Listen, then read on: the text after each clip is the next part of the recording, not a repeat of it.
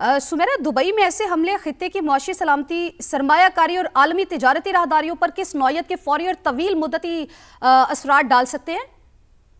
देखिए, इसमें सबसे बड़ा जो किरदार वहाँ पे दुबई के हवाले से अगर बात करें तो उनकी जो पोर्ट है, जिसको डीपी वर्ल्ड कहा जाता है, उसका एक नुमाया किरदार है इस खित्ते में, जहाँ से दुनिया के बहुत सारे ममालिक जो है उसका एक इस्तेमाल भी करते हैं। पाकिस्तान समेत वो उनमें तजारती शराकतदार भी हैं।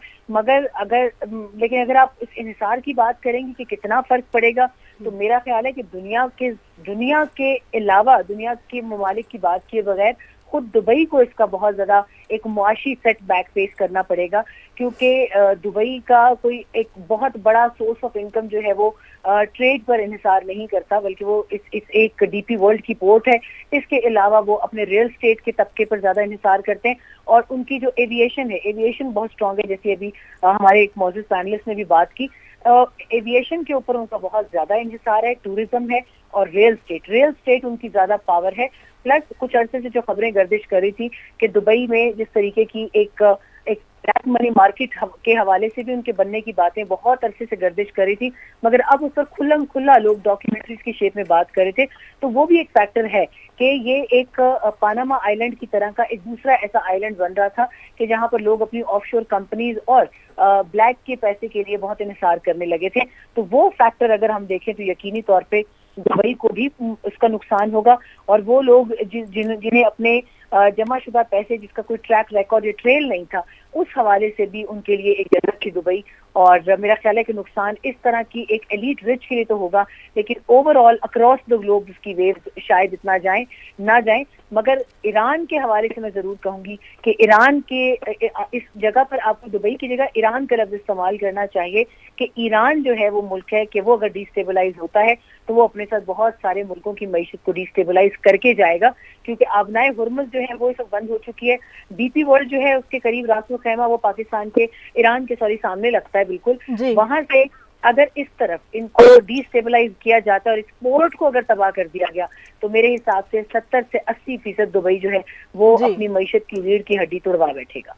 यकीनी तौर पर। ठीक है सुमेरा, आपका पॉइंट आ गया, हमारे साथ ही रहेगा। आपको बड़ी खबर दे, दुबई में अमेरिकी कौंसल खाने पर ड्रोन हमला। अरब मीडिया की जानिब से यह खबर सामने आ रही है। ड्रोन हमले के बाद इमारत में आग भड़क उठी।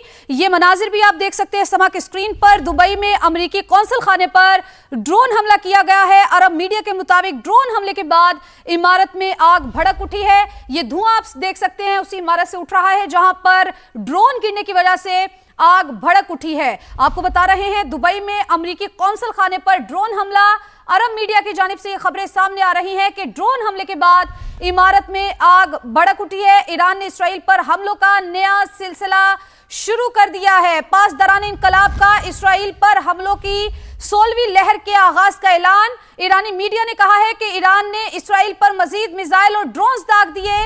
पास तराने इनकलाब की जानिब से ऐसा बताना है कि इसराइल की जानिब से बड़ी तादाद में मिसाइल और ड्रोन्स भेज दिए हैं। ईरान ने इसराइल पर हमलों का नया सिलसिला शुरू कर दिया है। दुबई में अमेरिकी कौंसल खाने पर ड्रोन हमला। अरब मीडिया के मुताबिक ड्रोन हमले के बाद इमारत में आग भड़क उठी है। ये बड़ी खबर जो कि अपने नाज़रीन तक पहुंचा रहे हैं। ये विजुअल्स भी आप समा के स्क्रीन पर वाज़ेह तौर पर देख सकते हैं कि किस तरह से ड्रोन हमला किया गया है और उसके बाद इमारत में आग भड़क उठी। ये काले धुएं के बादल भी आप देख सकते हैं। उसी आग की वजह से काले धुएं के बादल जो है वो उठ रहे हैं, क्योंकि ड्रोन हमले के बाद इमारत में आग भड़क उठी है। जी हाँ, आपको अपडेट कर रहे हैं अब तक की बड़ी खबर। दुबई में अमेरिकी कौंसल खाने पर ड्रोन हमला किया गया है।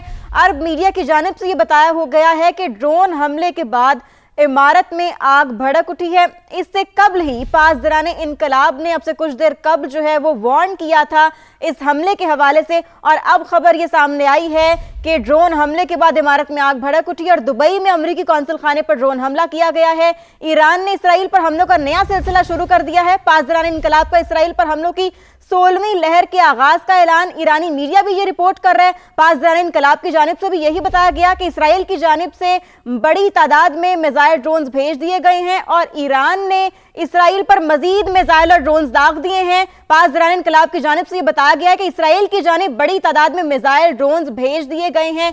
ये मनाजिर भी हैं जो कि आप समा की स्क्रीन पर देख सकते हैं कि किस तरह इस इमारत में से धुएं के काले बादल उठते दिखाई दे रहे हैं। इसी पर मजीद बात करेंगे। आबिद लतीफ साहब ने हमें ज्वाइन किया है। आबिद साहब, आपका बेहद शुक्रिया समा के लिए वक्त निकालने का।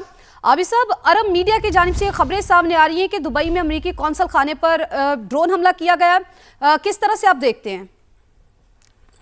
जी बहुत शुक्रिया मुझे इनवाइट करने के लिए। जी बिल्कुल, ये एक जो वेव है ड्रोन हमलों की, क्योंकि जिसके बिल्कुल अक्रॉस जो पर्शियन गल्फ के वो ईरान है वहाँ से ये आ रहे हैं, और ज़्यादातर ये शहीद ड्रोन्स हैं जिनकी रेंज जो है वो 300 किलोमीटर से 500 किलोमीटर है। और ये पहले भी देखा जितने जो टारगेट हुए थे जी सामने जो गल्फ स्टेट्स हैं, ज़्यादातर यही ड्रोन्स थे।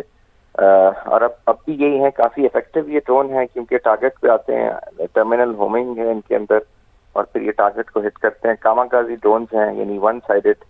और ये अब लेकिन इससे जो है वो मैं समझ रहा हूँ कि जी सूरत हाल जो है इस इलाके की और इस रीजन की, और ये कशीदा मजीद हो रही है क्योंकि अमेरिकन कॉन्सुलेट रियाद में भी जो था वो हिट हुआ था, फिर ये दूसरा अमेरिकन कॉन्सुलेट है।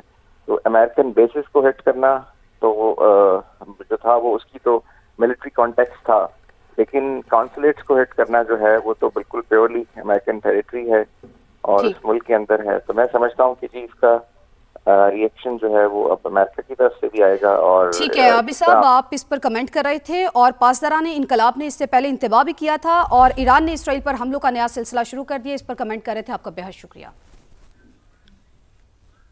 सुमेरा, दुबई में ऐसे हमले खित्ते की मुआशी सलामती, सरमायाकारी और आलमी तिजारती राहदारियों पर किस नौयत के फौरी और तवील मुद्दती असरात डाल सकते हैं? देखिए, इसमें सबसे बड़ा जो किरदार वहाँ पे दुबई के हवाले से अगर बात करें तो उनकी जो पोर्ट है जिसको डीपी वर्ल्ड कहा जाता है, उसका एक नुमाया किरदार है इस खित्ते में, जहाँ से दुनिया के बहुत सारे ममालिक जो है उसका एक इस्तेमाल भी करते हैं। पाकिस्तान समेत वो उनमें तजारती शराकतदार भी हैं। लेकिन अगर आप इस इंहिसार की बात करेंगे कि कितना फर्क पड़ेगा, तो मेरा ख्याल है कि दुनिया के अलावा दुनिया के ममालिक की बात किए बगैर खुद दुबई को इसका बहुत ज्यादा एक मुआशी सेटबैक फेस करना पड़ेगा, क्योंकि दुबई का कोई एक बहुत बड़ा सोर्स ऑफ इनकम जो है वो ट्रेड पर इन्हिसार नहीं करता, बल्कि वो इस एक डीपी वर्ल्ड की पोर्ट है।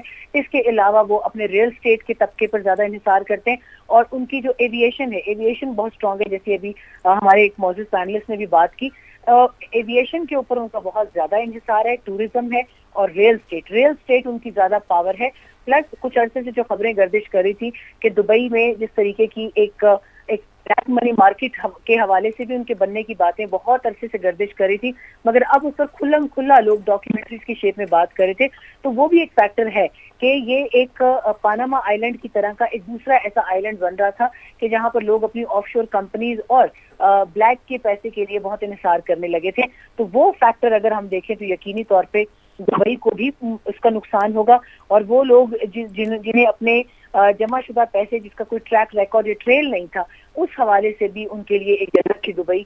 और मेरा ख्याल है कि नुकसान इस तरह की एक एलीट रिच के लिए तो होगा, लेकिन ओवरऑल अक्रॉस द ग्लोब उसकी वेव शायद इतना ना जाए। मगर ईरान के हवाले से मैं जरूर कहूंगी कि ईरान के इस जगह पर आपको दुबई की जगह ईरान का लफ्ज इस्तेमाल करना चाहिए कि ईरान जो है वो मुल्क है कि वो अगर डिस्टेबलाइज होता है तो वो अपने साथ बहुत सारे मुल्कों की मईशत को डिस्टेबलाइज करके जाएगा, क्योंकि आबनाए हुर्मुज़ जो है वो सब बंद हो चुकी है। डीपी वर्ल्ड जो है उसके करीब रासो खैमा वो पाकिस्तान के ईरान के सामने लगता है बिल्कुल। वहां से अगर इस तरफ इनको डिस्टेबलाइज किया जाता है और इस पोर्ट को अगर तबाह कर दिया गया, तो मेरे हिसाब से 70 से 80% दुबई जो है वो अपनी मईशत की रीढ़ की हड्डी तोड़वा बैठेगा। यकीनी तौर पर। ठीक है सुमेरा, आपका पॉइंट आ गया, हमारे साथ ही रहेगा।